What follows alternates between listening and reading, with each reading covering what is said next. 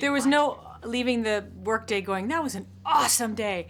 But to be a part of something that you know is going to revitalize the moviegoer's experience of movies made it worth every day, you know, being in whatever contraption we were in, having whatever struggles we had, knowing that no one ever had done it before, that hopefully we get to make something that'll sort of excite moviegoers and filmmakers again, that the technology and the sort of emotional ride of a movie have joined forces in a way that they never have before. I mean, all those things put together. You hope for the best. It doesn't always work out that way, but I think in this case, he definitely made a beautiful, beautiful story that happens to have this amazing ride attached to it.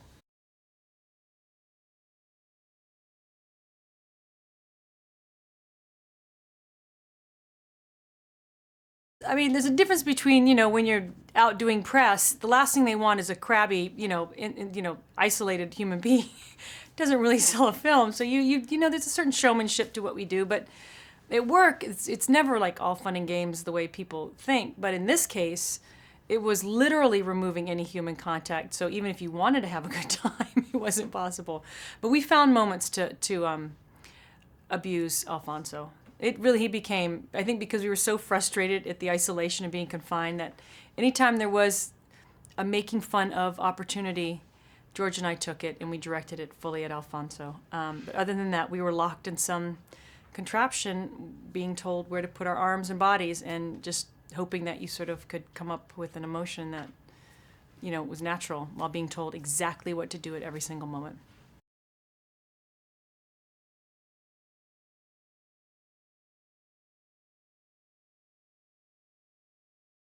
It's all a facade. I mean, again, what I was saying is we know we have to sell something. George is a salesman like no other.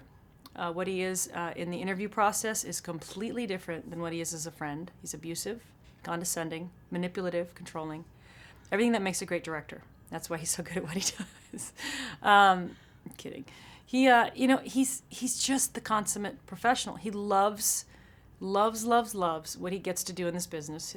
There's no stone unturned. He loves to bring the people he cares about along and share, you know, for lack of a better word, the wealth of all the things that he gets. It doesn't mean anything to him unless his friends are there sharing it with him. And he gets it. You know, he gets it. He gets when you show up, you got to work hard and be grateful for what you have. He doesn't take advantage of it. He doesn't abuse it.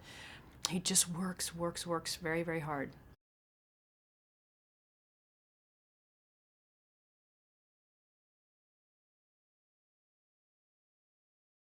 I laugh. I go, if there had been a green screen, it would have been a color. I would have been so grateful for it. We had blackness and bright white LED lights.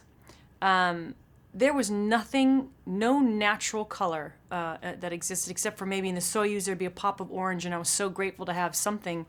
But, you know, it was necessary. And again, as frustrating as it was for me, it also ended up helping me do my work because I was so, I keep saying the word frustrated. I was angry, I was isolated, I was in pain, I was frustrated that I couldn't control what was happening or give my best. And in the end, it just helped give that feeling of someone who was incredibly anxious and dealing with, I guess, you know, space or lack of space.